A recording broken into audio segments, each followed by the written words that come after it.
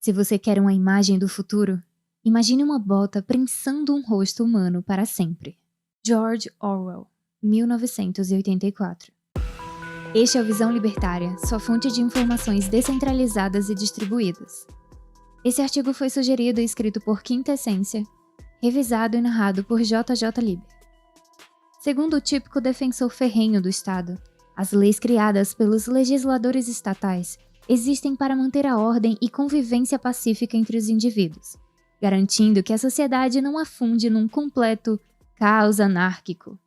Para refutar este tipo de argumento, nem precisaríamos entrar no ponto da ética libertária. Bastaria apontar para o fato, mais do que conhecido, de que a quase totalidade das leis paridas diariamente por esses vereadores e deputados, Brasil afora, não dizem respeito a nada que represente de fato uma melhoria na convivência entre os indivíduos, causando apenas novas dores de cabeça para as pessoas, colocando ainda mais dinheiro nas mãos dos governantes. Como era para ser, né? O ponto deste vídeo, porém, não é este.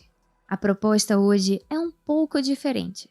Sabemos que o real interesse do Estado, para além de parasitar a sociedade, consumindo seus recursos, é controlá-la de todas as formas possíveis, limitando ao máximo a sua liberdade, sem contudo sufocá-la a ponto de causar sua completa exaustão. Esse controle tem por maior finalidade, é claro, aumentar o ganho parasitário que o Estado pode obter com a exploração da população. É para garantir esse controle extremo, portanto, que o Estado redige tantas leis, sobre os mais variados temas que se possa imaginar. O fato, porém, é que o Estado é incapaz de vigiar a todo momento cada um dos cidadãos que estão sob a jurisdição. Pense, por exemplo, em uma blitz de trânsito. Tal operação ocorre esporadicamente, e mesmo quando realizada, nem todos os condutores são verificados. No restante do tempo, os indivíduos trafegam pelas estradas sem qualquer tipo de fiscalização por parte dos órgãos estatais. Felizmente. Bom, mas essa realidade se aplica também à fiscalização tributária, ao policiamento das cidades, à realização de eventos ditos clandestinos, à comercialização de substâncias proibidas pela lei estatal e a inúmeras outras situações que, apenas esporadicamente, sofrem vigilância por parte do Estado.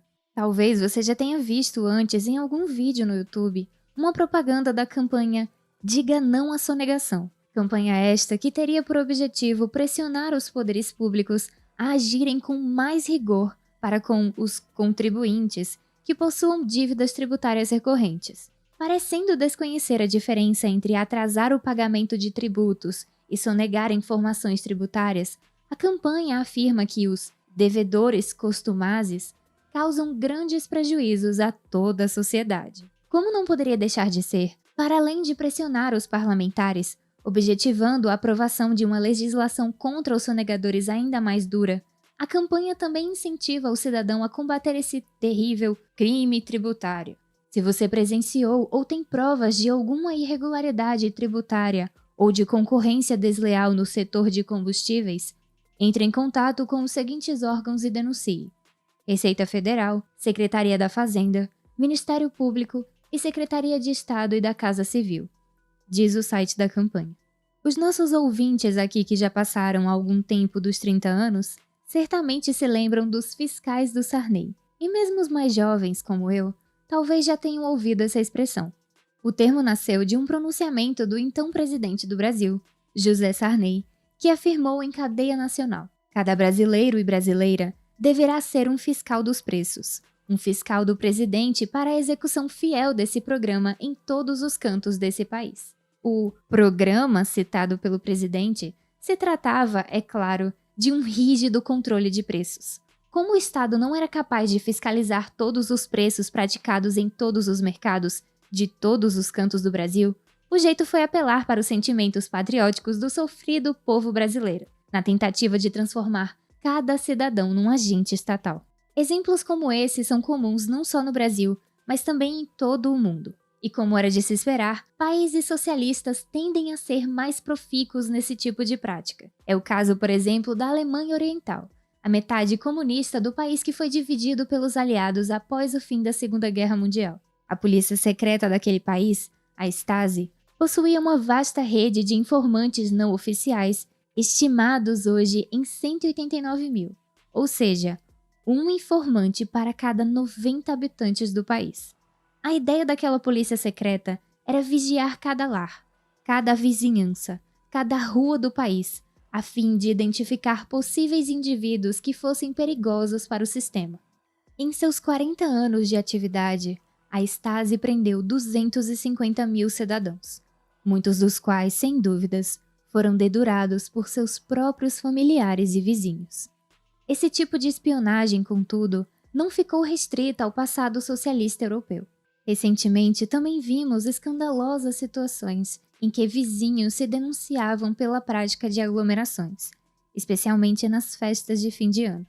Era comum vermos casos de festas familiares de Natal serem interrompidas por autoridades estatais porque os 5 ou 6 presentes estavam cometendo o grave delito de celebrar juntos uma importante data para suas vidas.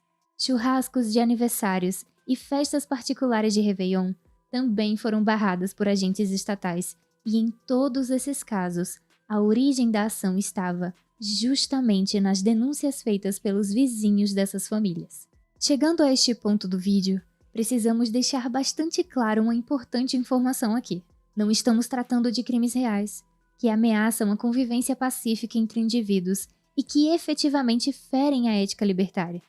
Não, estamos falando de crimes sem vítima, que existem apenas naqueles papéis rabiscados que os estatistas chamam de lei, mas que não prejudicam ninguém, a não ser os cofres do governo. A não informação de uma venda para evitar o roubo estatal, a comercialização de substâncias não autorizadas, o translado de mercadorias que não tenham passado pelo crivo estatal e, é claro, a aglomeração realizada dentro de uma propriedade privada são exemplos de crimes sem vítima que o Estado ama punir.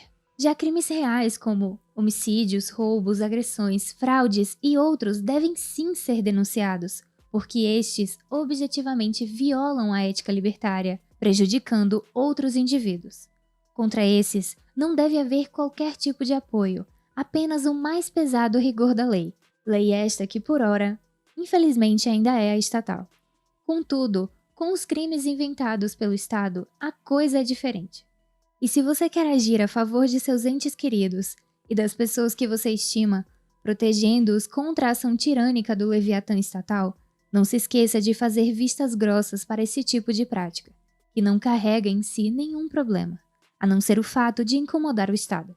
O grande sonho de todo governo é controlar as mentes e os corações dos indivíduos, cooptando-os em seu próprio favor.